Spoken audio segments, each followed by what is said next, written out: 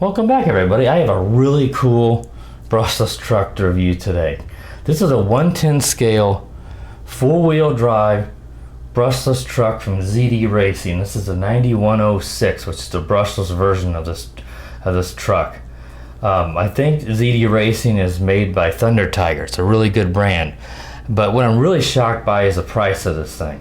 RCMoment.com sent me this for review, and they created a $35 off code that's in the video description next to the purchase link. It brings this truck down to $105. I've never seen a brushless truck, much less even a good brushed truck for that price range. So I just really want to emphasize that because it's such a great price. And this truck is fantastic. It goes about 40 miles per hour with the brushless motor and all-wheel drive. I mean, it has a ton of power. It'll ride a wheelie whenever you first give it, if you get full throttle. So you have to be careful. You can literally flip it, even whenever you put the brakes on, because it's so fast. This truck, it has a ton of torque, flies through the grass, leaves nothing. I mean, this would be great for snow, mud, dirt. The electronic speed control is waterproof. This thing has blew me away. I never expected it. It's huge, as you can see next to my hand, being a 110 scale. This just dwarfs over my WL Toys A333 truck that claims to be 110 scale. This is monstrous compared to it, and it's just so fast. It has this Lexan body. I don't have the little body clips in. It comes with the extra ones, but these, it takes 4 of these on the Lexan body top. You pull this off, and you can see here that it has just really well-built components. It's a little dirty because I've been driving a lot. I'm having a blast. It uses a composite plastic on this. The receivers, in this case, it's got the on and off switch here on the side, a 60 amp brushless electronic speed controller. There's the brushless motor that comes with it. It's got a lot of rubber and stuff to protect the components, so you have no problem driving this in water. I wouldn't drive it underwater, but it does say this is waterproof, so no problem driving this in some rain or snow. And it's just hauled. I mean, it's 40 miles an hour, and I believe it. It is so fast and so torquey. The shocks here are metal, and they are oil-filled shocks. It shows in the diagram and instructions. It has a complete assemble, a deassemble of the entire vehicle to do repairs. And you can hear the oil in there, and you can feel it. And you can adjust these little spacers on the thread here to make this, the shocks, looser or tighter. And if I drop it on the table, you'll see how well it absorbs stuff. These shocks, and that's because of the oil-filled shocks. That's what you really want in one of these higher-end kit cars. But this is probably on the level of a Traxxas and some of the other higher-end companies that are more familiar, I guess you could say, because I think this is a high-end model. And those will probably cost you 3 times as much as this, if not more, especially for a ready-to-run, because this comes with everything. It's ready to run right out of the box. Just got to charge the battery. That's all you got to do, and put some AA batteries into the transmitter. Just a fantastic vehicle. It comes with full metal dog bones in the front and the rear for the 4-wheel drive, so those not going to break. Like I said, it's got the composite plastic, the big bumpers on the front and the back. It has this blue aluminum. It feels like a drive shaft from the front to the rear gearboxes for your 4-wheel drive, which if this were 2-wheel drive, it probably would just flip over. So 4-wheel drive is a huge bonus too, because you're going to be using, this is going to give you a lot more traction and torque, especially on slicker surfaces or in the snow or whatever. Just fantastic. It uses a Dean's plug here, so it's got a good connector for the battery. Not a cheap connector like I used to use on the old Tamiya connectors. They get really hot and melt. It comes with this 2400 milliamp. Let me get it in front of the camera here. Hard case lipo. You maybe hear me tapping in there, and that's pretty common in RC trucks and cars. But you can see it unplugs. So you could actually, if you had a different connector, you could swap. Of course, you'd have to swap the one on the ESC, but I just don't reason to switch a Dean's connector anyway. And this, I get about 20 minutes, I would say, run time out of this. I've not got an exact time because, of course, it depends on how you drive it. And that's just on a 2400 milliamp. I found a 5200 milliamp soft case one 2S. It's the same exact size as this that I ordered for 23 bucks. So I probably can get over a half an hour, I bet, on that 5200 milliamp battery. So I've ordered one of those to throw in here. So I've got, you know, more than one. And with it being a Dean's connector, you know, almost any hobby grade charger is going to charge this, because they do include, you know, at least first I'll show the battery goes in right in here. You can put it in either way.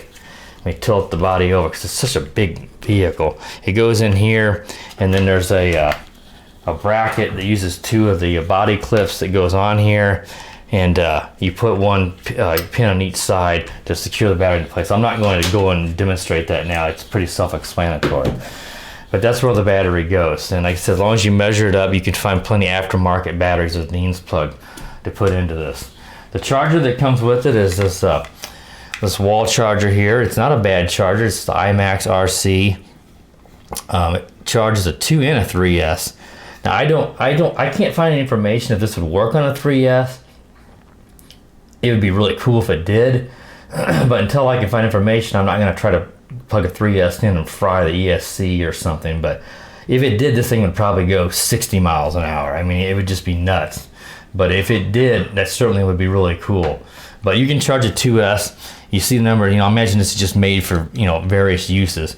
It'll light up red for two, you know, I think they all light up, but it'll go green as each cell's balanced. This charger works well, but it's slow. It takes like 3 hours to charge.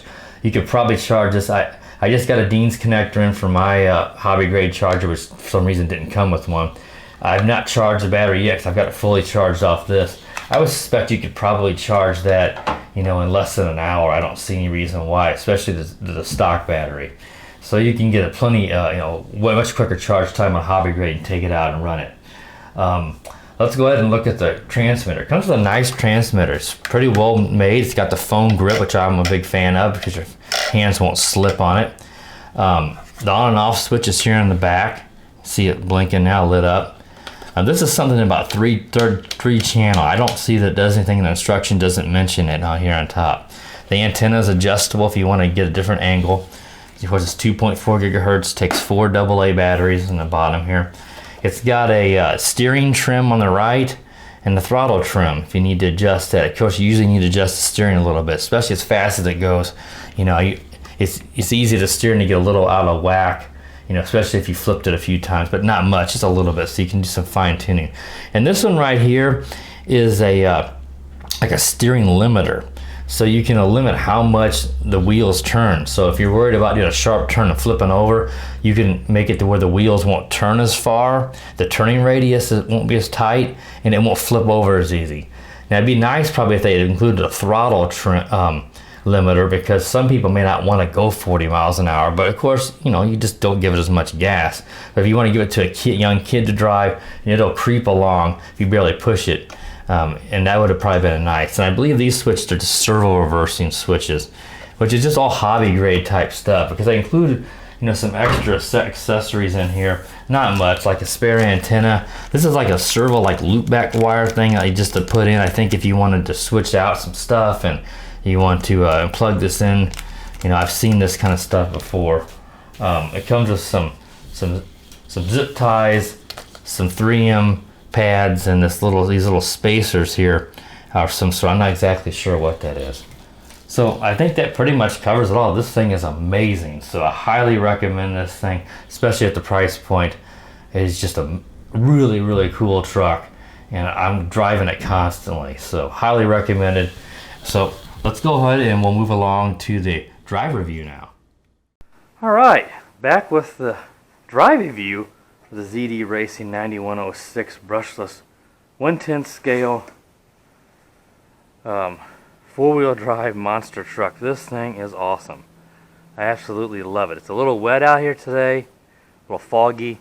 This thing's have no problem in the water or anything like that. I mean, it's waterproof ESC, it says, and I'm not worried at all. So let's go ahead and I'll turn it on and we'll take it out here. I've got my Yee-Cam sitting down there by the mailbox. I'm hoping I can get some more shots closer up to the ground of it. Let's turn around here and turn it on. You may hear the binding sequence, or the boot up sequence I should say, and the ESC. I'm getting kind of close to my head if you can Hear the fan. And that fan's the cool ESC. Now it's bound. The wheel's just straightened out. Turn the controller on. Looks like it kind of creeped up, so I'm going to just tap the throttle trim there. Alright, well, let's go ahead and take it out now for a test drive. That's just on low. So let's show it on. It is fast. Look at that.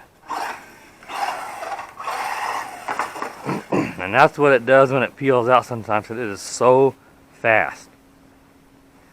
So you can, I love that cool sound of the ESC fan. Not just a neat sound. Alright, let's go ahead and take it down here and we'll drive it down the street some. Even with the four-wheel drive, with the wet pavement, it's still having a little problem with the traction because it's just so much torque.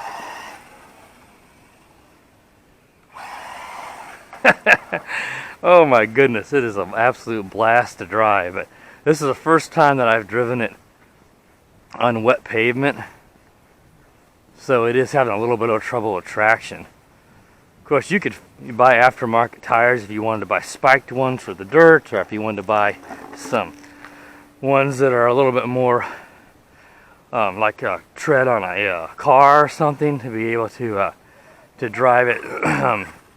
You get a little more traction. Let's sit into the grass here.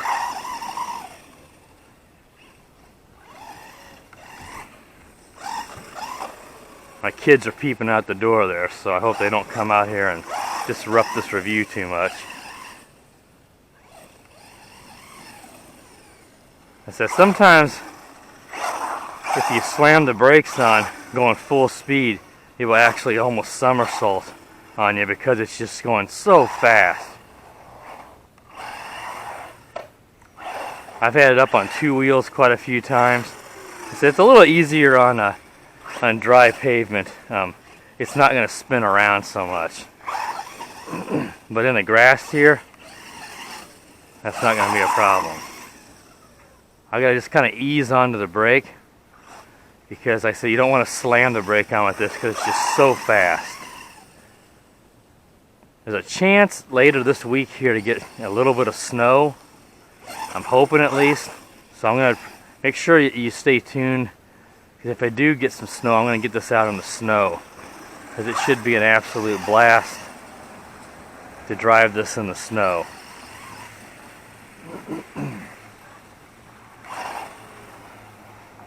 Let's even kind of jump this. I'm not going to jump at full speed. Usually it's kind of better when you're jumping these to kind of jump at an angle.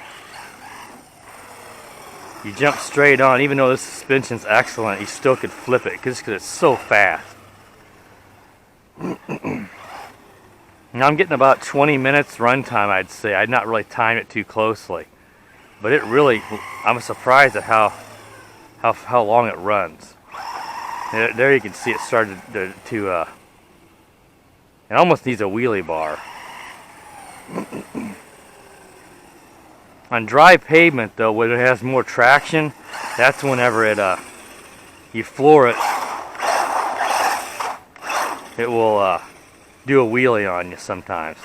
Here, because the pavement's wet, it's not getting as much traction, so it starts to just spin the tires a little, and it doesn't do a wheelie as much.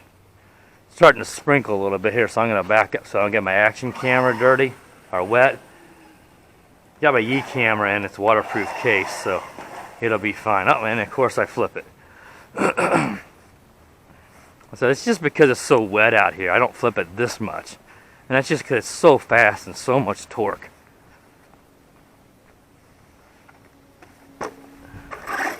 But with this being four-wheel drive, this is really designed as an off-road vehicle. So it's really not a street racing machine. So its tires and such are made for driving off-road in the dirt and grass, not so much in the on pavement.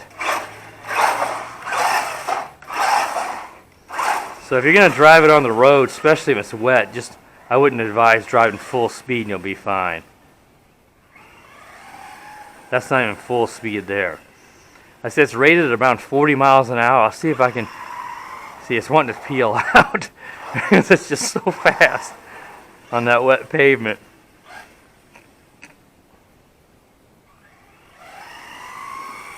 There we go. It is fast. I have no way of knowing if it's really 40, but I'd say it's definitely over 30.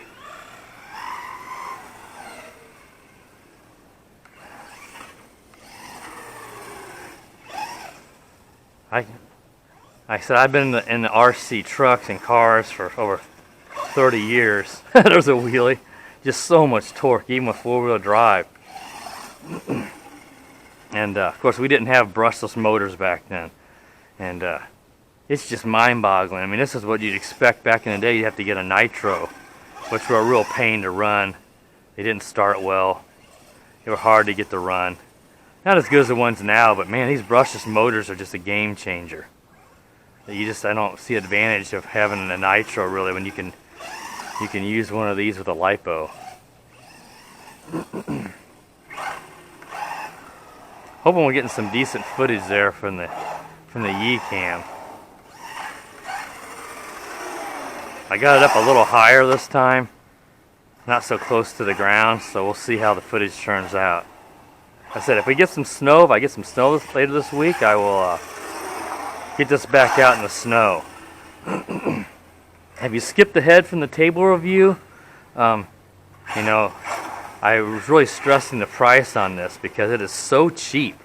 $105 if you use the $35 off discount code that I included in the product description on RC Moments website from China. So I'm not sure what the shipping will be, will vary depending on where you're located.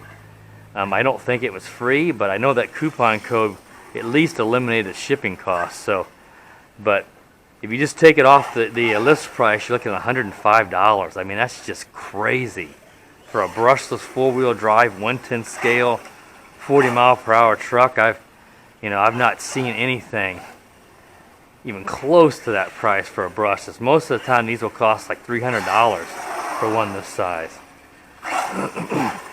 Well, it's starting to rain pretty good, not having no effect on the truck whatsoever. It's not going to have any problems in the rain. I'm standing here on the edge of my garage to keep my action cam here dry because I can't put my Firefly in a waterproof case. You won't be able to hear me talking, which might not be a bad thing. I probably tend to talk too much. Like I said, this just keeps going and going, and it finally goes low. It just starts to creep. You can see it lose a little power, not a huge loss, and then it will start to get a little slower, and then it will come to a stop almost so that it doesn't, run the lipo too low.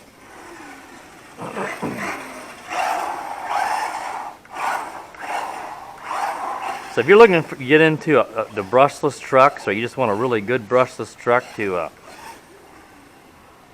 play around with and don't want to break the bank, I mean, you cannot go wrong with this truck.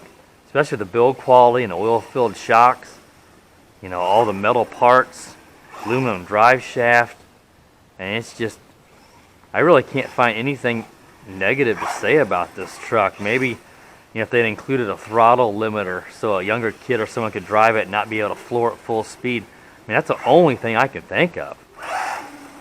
I can't fault it for flipping over and stuff because it's just so fast. Like that. If you just keep spinning out, you can probably hear the raindrops here. I hope it's not hitting my camera lens and getting it water on it. So this is probably a good time to go ahead and end this review. But there's still plenty of drive time left on this truck. So I'm probably going to keep on driving it. So, well, I'm going to drive it up here and pick it up. You can see that it is all wet, but perfectly fine. Hear the ESC fan going still. Oh, that should wrap this review up. So I appreciate you watching. Be sure to subscribe. And like I said, if I get some snow later this week, I'm going to take this out and get it in the snow because I think that'll be really, really a cool review. So stay tuned for more reviews, and thanks for watching.